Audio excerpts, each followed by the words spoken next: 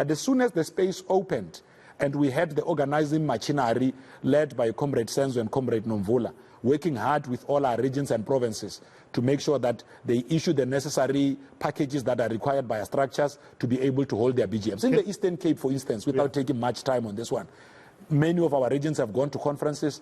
The Northern Cape has already hosted their own provincial conference. About 33 of our regions, which are due to sit, will also be sitting when their time comes. As it relates to the ANC Women's League and the Youth League, we have already said, coming out of the National Working Committee, that we had established a 3-member team that is led by Comrade Tandi Mudise to be able to, and Comrade Nati and Comrade Joanne as well, to deal with that interaction with the Women's League, understand their preparedness for conference and all other issues. Once that has been done, they will then file that report with the TG, who now heads the SGO, on what needs to happen.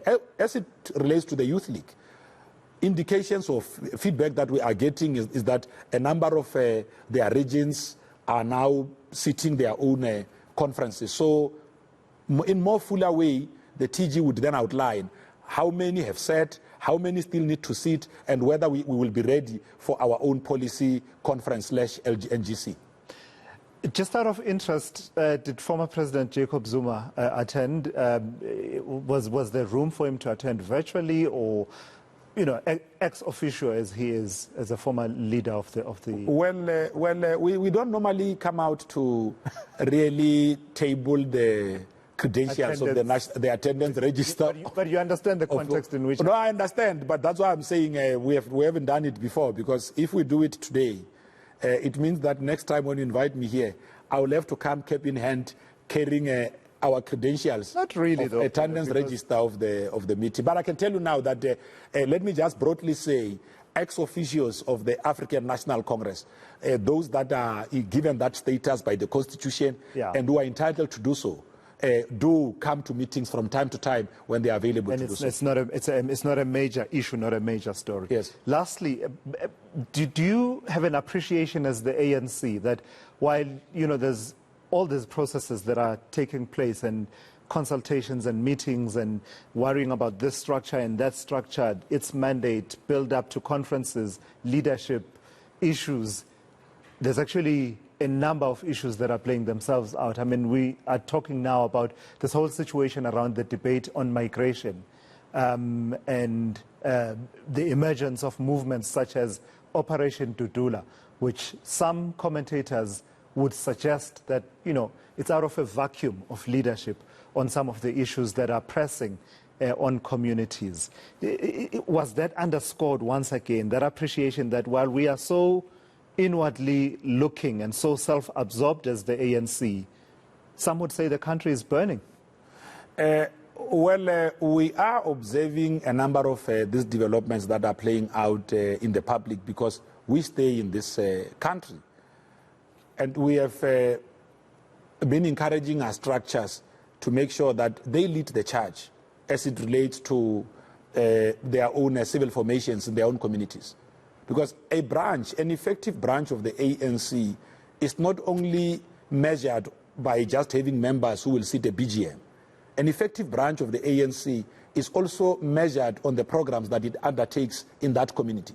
Participating in your community policing forum, being part of civic formations that play themselves out there. We used to have a concept called organs of people power back in the days. And we have come back to say it is important that the ANC acts to re-establish and lead the charge in re-establishing those organs of people's power and make sure that in communities, while some might be apolitical in those communities, they still find a way of expressing their voice, even if it is through civic formations, for as long as they do that within the confines of the law. We do that. I mean, we engage with civil society formations. Look at what we do. When we campaign, we talk to almost everyone. We talk to the business community. We talk to, you know, faith-based formations. When the president of the ANC, as part of our Letsema campaign, visited the Eastern Cape, he almost ensured that he also engages with the broader community of stakeholders. So we are not inward looking. The issues that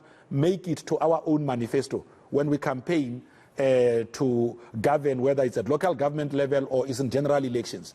It's issues that would have been expressed through our own engagement. I'm out of time, Pule. The instruction to Pule Mabe and others in Parliament around the motions of no confidence coming up this week. What's the instruction? What are they to do? Well, we have already issued a statement. We have already deliberated on that in our own NWC statement. We have called on the ANC caucus to stand united, express the very same confidence that we expressed ourselves in our president when we said he must go lead the charge as the president of the republic, supporting the decision to support the cabinet he has, which is expected to drive forward the implementation of the ANC manifesto.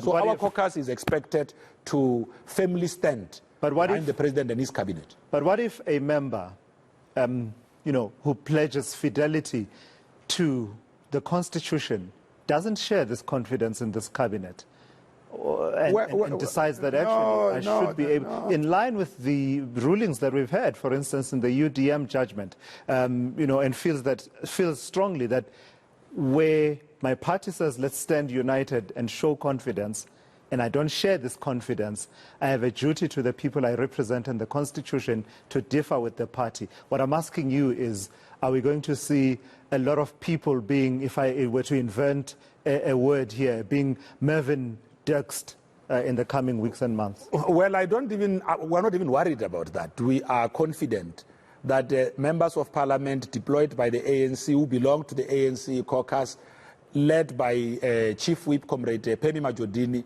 know what is expected of them. It's not even, we don't even have to use the eNCA to remind them of the oath that they take when they join the African National Congress. These things are quite clear. They know what is expected of them. All right. Pule, thank you for coming through. We'll be hearing a bit more tomorrow. I understand the difficulty you had, that you're not able to go into further details around the outcomes of the NEC meeting. That is the ANC spokesperson, Pule Mabe, giving us a sense of the conversations and discussions that have taken place at the meeting of the National Executive Committee of the party.